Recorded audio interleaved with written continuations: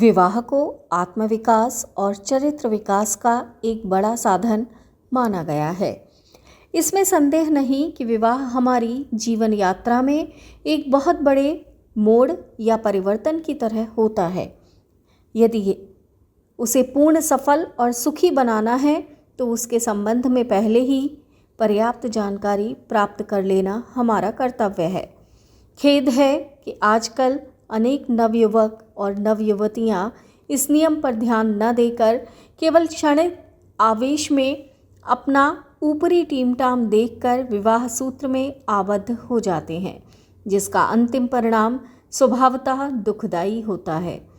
सफल विवाहित जीवन मनुष्य के सुख की एक आधारशिला है। यदि सच्चा दाम्पत्य प्रेम हुआ तो वह दोनों की अंतरात्मा का केवल विकास ही नहीं करता, वरन उसमें निहित उस अमूल्य भावना की सिद्धि का कारण होता है जो पुरुष नारी के प्रति तथा नारी पुरुष के प्रति अनुभव करती है।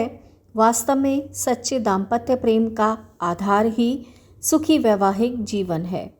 अब हमें देखना है कि इस सुखी वैवाहिक जीवन के मूल तत्व क्या हैं। सच तो यह है कि वैवाहिक आनंद का कोई निश्चित मापदंड नहीं है और न कोई ऐसा निरपेक्ष नियम है जिसके अनुसार इस अत्यंत कलापूर्ण क्षेत्र में मानवीय संबंधों का नियंत्रण होता हो। अनेक स्त्री और पुरुष ऐसे जीवन में भी सुखी रहते हैं जो अन्य स्त्री पुरुषों के दुख और निरुत्साह का कारण बन जाता है। कई दंपति संतान के अभाव में दुखी हैं तो कोई बिना संतान के ही पूर्ण सुखी है। कई अपनी गरीबी में सुखी हैं तो कईयों की आर्थिक अवस्था ही उनके दुख की जड़ है। शारीरिक प्रतिकूलता जहाँ एक दंपति के दुख का कारण है, वहीं दूसरे के सुंदर सहयोग का आधार है। अनेक बातें ऐसी हैं जिनको वैवाहिक जीवन के आरंभ में कोई महत्व नहीं दिया जाता, परंतु समय बीतने पर वे ही सुख या दुख का कारण बन जाती हैं। अनेक दंपति जो आरंभ में सब प्रकार के सुखी होते हैं, बाद को दुखी रहने लगते हैं, क्योंकि मनुष्य का मानसिक और आध्यात्मिक विकास विभिन्न गतियों से होता है। उपरोक्त बातों के होते हुए भी सुखी वैवाहिक जीवन की कुछ मौलिक आवश्यकताएं हैं और वे इस प्रकार हैं। वैवाहिक बंधन में बंधने वाले दोनों साथियों में एक दूसरे के आत्मसम्मान की ठोस बुद्धि, मानसिक परिपक्वता, शारीरिक स्वास्थ्य, दृष्टिकोण में मनोवैज्ञानिक स्वतंत्रता, प्रेम कला तथा लैंगिक ज्ञान, पारिवारिक उत्तरदायित्व की परिपक्व भावना, वस्तु स्थिति के अनुकूल आचरण करने की योग्यता, काल्पनिक आदर्श से मुक्ति, विस्तृत एवं उदार मानवीय प्रवृत्ति तथा सहयोग के आधार पर आगे बढ़ने, कष्ट उठाने और जीवन सुख में भाग लेने की क्षमता आदि। ये ही दिन प्रतिदिन की वैवाहिक समस्याओं को सफलतापूर्वक सुलझाने के मूल मंत्र हैं। अपने वैवाहिक साथी की परिस्थिति से पूर्ण आत्मीयता तथा उसे निरंतर उत्साहित करते रहने की तत्परता दाम्पत्य जीवन की साधारण बाधाओं को सहज ही दूर कर देती है। साथ ही यदि दोनों समान रूप से शिक्षित हुए और दोनों में समाज के लिए उपयोगी काम धंधों में लगने की समान भावना, समानता हुई तो सोने में सुगंध आ जाती है। अंत में थोड़ी बहुत आर्थिक स्वतंत्रता और धार्मिक तथा सामाजिक संपन्नता यदि उपलब्ध हो तो वह वैवाहिक जीवन को सुखद बनाने में बड़े ही सहायक होते हैं। परंतु बहुत कम ऐसे व्यक्ति हुए हैं जो उपरोक्त आदर्श साधनों के साथ विवाह संबंध में प्रवेश करते हैं।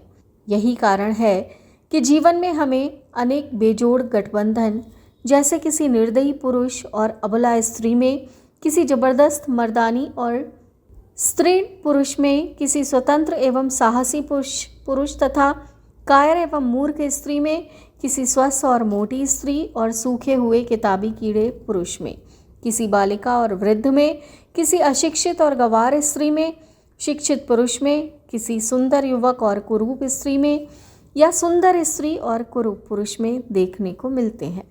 अब यदि हम वैवाहिक असफलता के कारणों पर किंचित दृष्टिपात करें तो देखेंगे कि बेजोड़ विवाह न होने पर भी लैंगिक विज्ञान और प्रेम कला की अनभिज्ञता वैवाहिक असफलता का एक प्रधान कारण है। जीवन के आरंभ से ही हमें चलने, बोलने, अभिवादन करने तथा कायदे के कपड़े पहनने आदि की शिक्षा दी जाती है।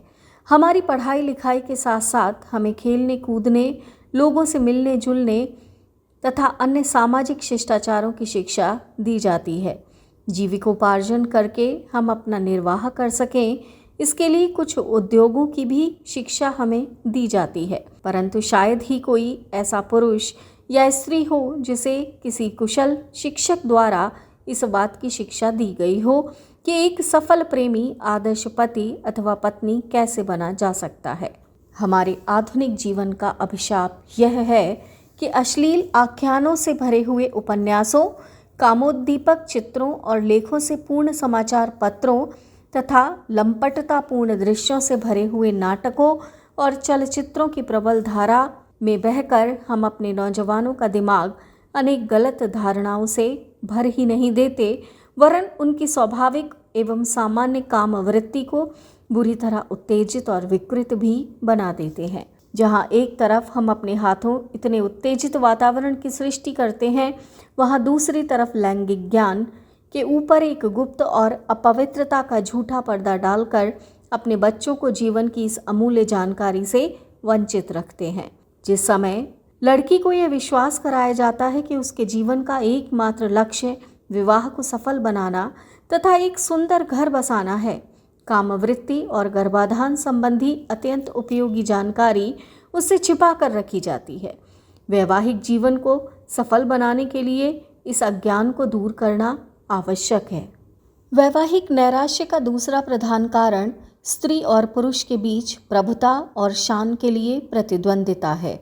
इस प्रतिद्वंदिता को आज हम बड़े स्पष्ट रूप से विशेषकर शिक्षित दंपतियों में देख सकते हैं।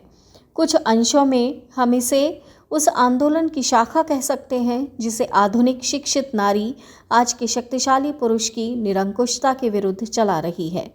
व्यक्तिवादी समाज के व्यापारिक कार्यों में एक जीवनदायिनी शक्ति के रूप में प्रतिद्वंदिता को चाहे हम जो भी महत्व दें, परंतु प्रेम और वैवाहिक जीवन के लिए प्रतिद्वंदिता मृत्यु के समान है अथवा छिपी हुई चट्टान है, जिससे टकराकर अनेक विवाह विचूर्ण हो चुके हैं। लोग इसे एक मनोवैज्ञानिक आदेश की भांति ग्रहण करें कि जिस भी व्यक्ति ने अपने स्त्री या पुरुष साथी पर प्रभुत्व जमाना चाहा या उसकी निंदा की तथा उसके आत्मसम्मान को ठेस पहुंचाई, उसने सदा के लिए अपने वैवाहिक आनंद पर कुठाराघात कर लिया। वास्तव में लोगों का वैवाहिक जीवन अधिक सफल होता यदि दंपति बाह्य आकर्षण और सुंदरता पर आधारित प्रेम की बात कम सोचते तथा अपनी आर्थिक परिस्थिति, संतान पालन के सिद्धांत, खाली समय का पारस्परिक सदुपयोग, एक दूसरे की भावनाओं का समुचित ध्यान, साथ मिलकर जिम्मेदारी उठाने की योग्यता आदि आवश्यक विषयों पर गंभीरतापूर्वक विचार कर अपनी जीवन नौका को कुशलता के साथ खेते। कितनी विचित्र बात है कि यदि कोई आदमी व्यापार या साझेदारी में केवल इसलिए शामिल होने को लालायित हो उठता है कि उस व्यवसाय विशेष के दफ्तर की कुर्सी और मेज उसे बहुत पसंद है, तो लोग उसे बेवकूफ़ बनाते हैं। परंतु यदि वही आदमी एक लड़की से केवल इसलिए शादी कर ले कि वह देखने में सुंदर है, नाच अच्छा करती है, पार्टियों में जाने की शौकीन है, तो उसके मित्र उसे बधाई देते नहीं थकते। ऐसे गुणों तथा बाह्य सुंदरता और आकर्षण पर आधारित प्रेम बिल्कुल अस्थायी रहता है। अवस्था के साथ साथ यौवन ढलने पर ऐसा प्रेम प्रायः हवा हो जाता है। प्रेम का सच्चा बंधन तो आंतरिक सुंदरता पर अवलंबित है। प्रत्येक व्यक्ति में कोई ना कोई गुण अवश्य होता है। दंपति को एक दूसरे की आंतरिक सुंदरता और विशिष्ट गुणों की खोज पर प्रेम पूर्वक जीवन निर्वाह करना चाहिए। हाँ, विवाह बंधन में फंसने से पूर्व इस बात का ध्यान रहे कि स्त्री और पुरुष दोनों में प्रत्येक दृष्टिकोण से अधिक साम्य रहे। शुरू की जरा सी भी जल्दबाजी और असावधानी सारे वैवाहिक जीवन को दुखद बना देती है। अंत में यह बात ध्यान रखना आवश्यक है कि विवाहित जीवन को सुखमय बनाने का सबसे सुंदर नियम वास्तव में यह है कि विवाह करने के पहले अपने साथी को भली भांति समझ लीजिए तथा विवाह के बाद उसे वही समझिए जो वह वास्तव में है, और आदर्श कल्पना को त्याग कर उसी का संतोषपूर्वक प्रसन्नता के साथ उत्तम से उत्तम उपयोग कीजिए। पुस्तक गायत्री मंत्र के रे अक्षर की व्याख्या, गृह लक्ष्मी की प्रतिष्ठा। लेखक पंडित श्री राम शर्मा, आचार्य। अगर आपको हमारी ये वीडियो पसंद आई हो तो इसको लाइक करें, कमेंट और शेयर ज़रूर करें और हमारे YouTube चैनल ऋषि चिंतन को सब्सक्राइब भी कर लें। साथ ही बेल आइकन को भी दबाएं ताकि आपको आने वाली वीडियोस की नोटिफिकेशंस मिलती रहे। धन्यवाद।